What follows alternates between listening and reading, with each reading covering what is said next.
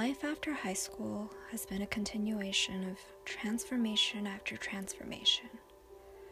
Every year, I was a new person, and for me, I saw mine in colors.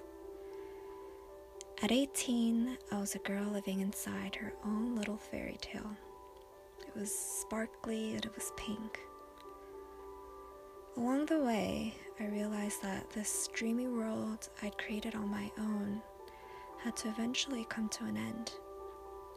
And when it did, it collapsed, and it nearly crushed me.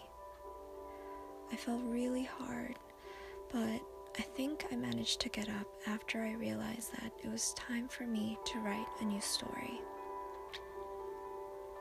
At 19, the glitter had somehow all faded away, but it was okay because I was clean. I felt fresh, like starting over. I gained a very strong sense of my own self, and I absolutely loved it. It was empowering and at the same time brought me so much peace. I was constantly involved in activities that allowed me to be creative, to be hardworking, and just to be me. It made me so happy. But again that fall, I fell. This time it was more like slipping down a long slide of dry autumn leaves, and when I finally reached the bottom, it was winter. A really cold winter. And I didn't know what to do. That year had saturated me from this light cherry blossom pink to a mature lipstick kind of pink, but eventually to a very dark pink of dead, dried out leaves. At 20, I was red. Like, really red. I left for Spain on a semester as an exchange student, a land that I'd only dreamed of for the past 6 years. I was passionate, hopeful, and so in love with everything that surrounded me and even my own self and the person I'd become. I was inspired every day and every single moment by the new environment, new language, new culture, new friends, and a new heart for this world. My world had expanded by literally what felt like another continent. It was an overwhelmingly amazing feeling. It got me so excited, but at the same time, so incredibly scared. When I came home, that fear, it ate me up. I was depressed, crying in my bed every night, haunted by questions of, hey, what are you doing? What are you going to be? What do you believe in? And what do you stand for in this world? The truth was, I still had no idea. For a while, it seemed like I'd lost my color. It was blurred out by emotions of frustration and fear. Even after all the adventures I've had in Europe, the new places I've seen, the new people I've met, the new realizations that I was so sure that built me up to a stronger, wiser individual, I was clueless when it came to answering all the questions that the world would seem to constantly throw at me. Felt like, for a moment, I'd simply lost my color.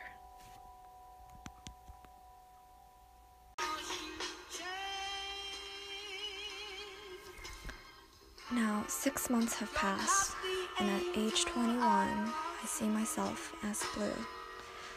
So I've transformed into a new color. The blue that I am has not been completely defined. I guess more meaning will be added on as this year unravels. But here are the things that I do know.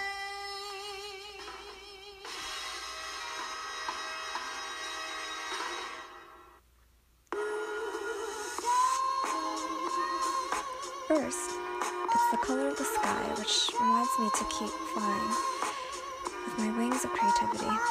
Second, it's also the color of the ocean, and this tells me to keep on exploring to further my own frontiers. This very color gave me the courage to not only share my own story, but to travel alone to a new city before a new semester starts. Now, going back. You see, my world expanded so much beyond how much I can handle, and that scared me nearly to death because it made me feel so small.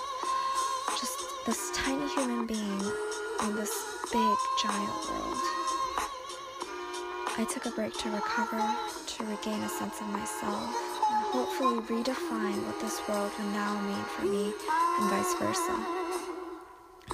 During this break, I learned many things. I still have a long way to go, but let me attempt to answer some of the questions I struggled with during my depression. I learned that I love people, like I genuinely love human beings in general, especially their stories, their colors, and every little unique thing they bring into this world. So I try to spend as much time connecting with the people that I love back home, and also with the people I met in Europe. While all this interaction brought me so much joy, I also realized that at the end of the day, I needed to be alone. I learned that at heart, I'm a true introvert. During all the nights, I would spend journaling about my thoughts and my feelings to end the day.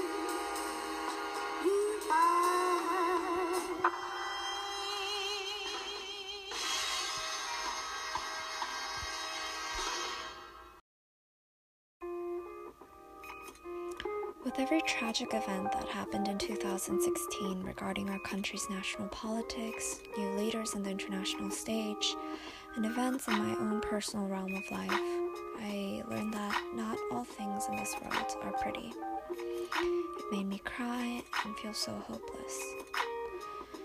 But at a critical time, a good friend of mine told me that some things are, in fact, very pretty in this world. Kindness, diversity, creativity, cooperation, and love.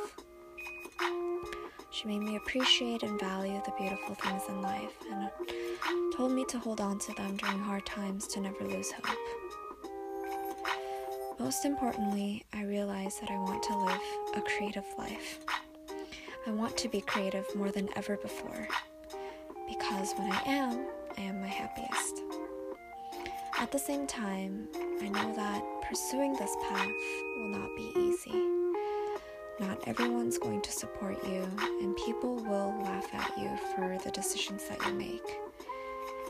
You will have to deal with the harsh reality of financially supporting yourself and also constantly keeping yourself inspired and motivated. And the most difficult part of it all will probably just be enduring it. Sticking with what you promised yourself and not giving up.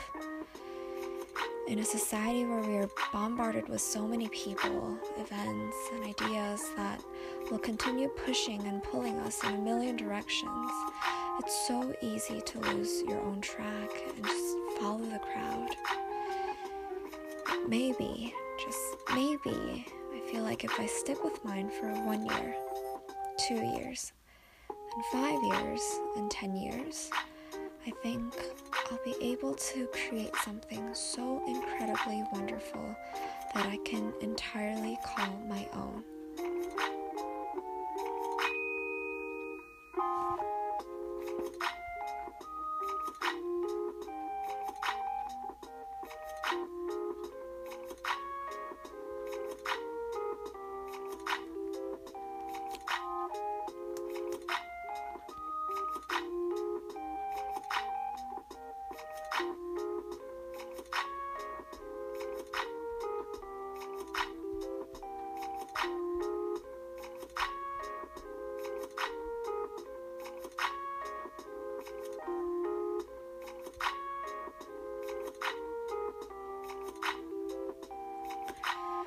So this year, I want to try my best to just stay true to my color blue. I'm returning to school after a year of being absent. I'm still working to finish my book, Vuela, a photographic memoir of my 6 months in Europe. I plan to have it all done and printed by this summer. After, I'll be flying to LA with the copies, and I'm hoping it'll be like my own little book tour. Every day I dream of landing in LA, traveling in California, and also visiting my dear friends in America to hand them my book, which they appear in as my star characters. I still have such a long way to go, but I think I'm finally ready to take on this massive world that all came rushing into me last year. And I'm so excited. But for now, at age 21, I am blue, just like the sky and just like the ocean. And who knows what I'll turn into next.